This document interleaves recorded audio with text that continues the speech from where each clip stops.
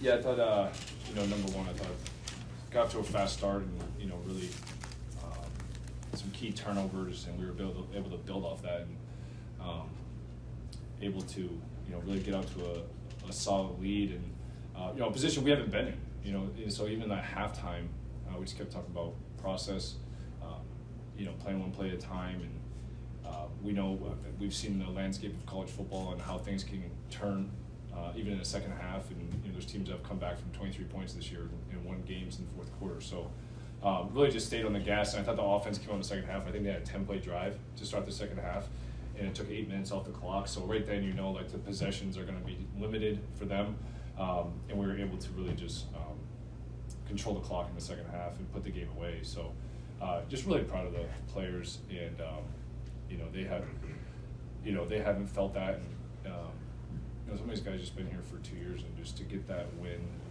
against a very good opponent, a lot of respect for Villanova.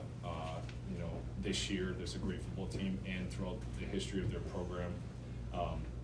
So I mean, man, just to come out and play a complete game, really nice job of ball security. We had the one turnover, but these guys really did a tremendous job and are continuing to grow and get better.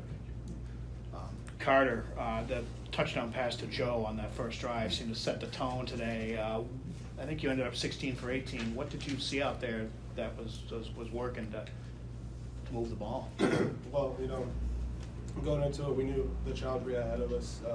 Like Coach Stevens said, they're a really good football team, but we knew we had chances to make plays. They were based on what they were doing, what we had installed. Coach Waters did a great job all week of just really game planning them to what we're good at, and to start the game off like that was great. Couldn't have happened to a better player, and Joe, really glad we could connect on that.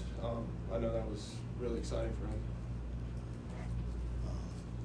Xavier, this team came in averaging just over 200 yards a game on the ground. What was the key to stopping that run game so they had to pass and you get to pin your ears back and just get after it? I think you guys had 6 sacks today. Oh, yeah, the key emphasis was basically stop the run and get after the quarterback all week. Our preparation led to that. Coach Stevens and the other coaches harped on it, man, and keep the quarterback in that pocket, and then everything else is going to follow through. So, we executed well on both sides and from the top down on the defense. And add to that? Yeah. I mean, it was. I thought we had a lot of participants in who had pressure on the quarterback. X did a great job, and the whole defense, had a great plan together. But we did, obviously, like X said, to make them one-dimensional. We thought if we can do that, because they were running the ball so well, and the running back's a big back who you saw even in the first half was hard for us to tackle. But we were able to score points and then make them one-dimensional, so they couldn't just rely on the run game, and that that really played to our strengths. Because I think we got some really good pass rushers. Guys are just continuing to get better.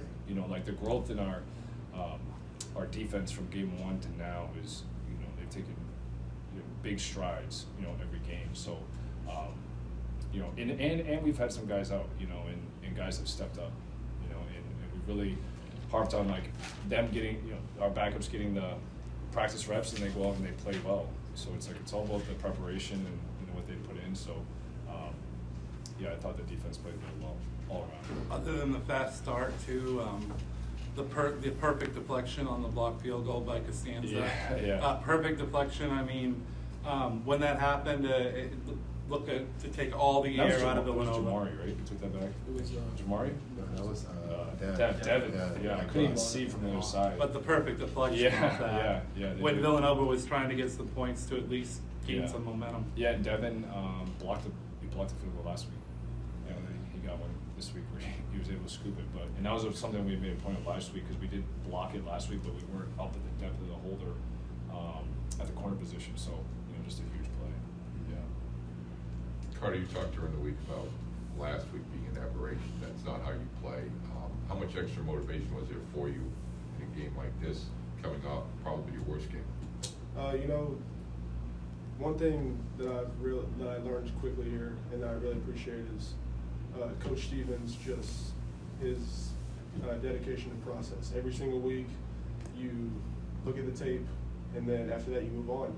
And that was the whole message this week, was just every game is its own story, and yes, I didn't play well last week, but that has no correlation to this game.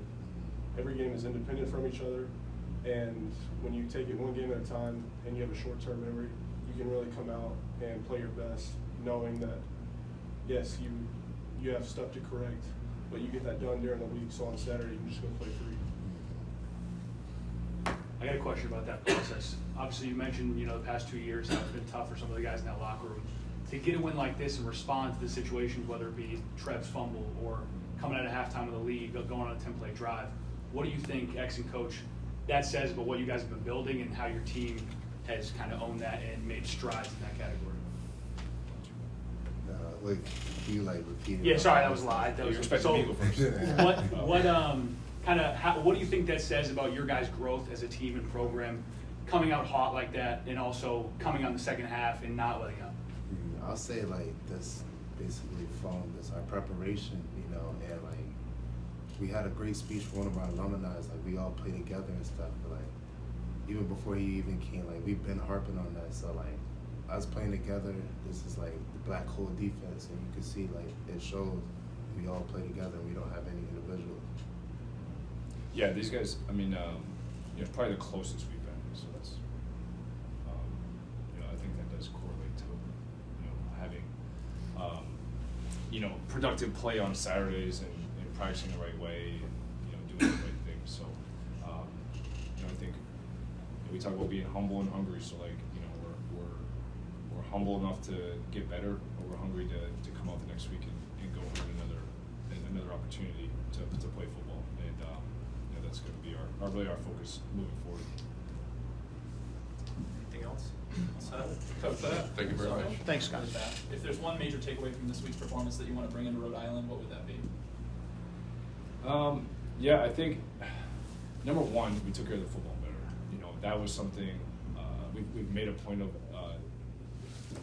Ever since I've been here, is just the importance of taking care of the football. So we did that, and I think it just reaffirms when we do take care of the football. Okay, we finished plus in the turnover margin, which I think it was +4 in the turnover margins. Like, you're gonna win games. I mean, I think there's a stat. We show the guys a stat every game between 2016 and 2023 at the FBS level. If you are +4, you have a 96% chance of winning the game.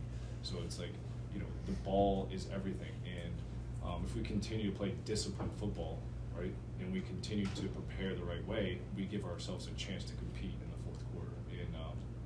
And that's all we're looking for, is like a chance to be in the fourth quarter with an opportunity to drive the field and get a score and get a stop, and because we know it's going to come down to that. And these games are very rare to have it be so one-sided, and not every game is going to be like that. So we're going to need to continue to, like Carter said, look at the tape and get better and move forward, because we got another great opponent next week.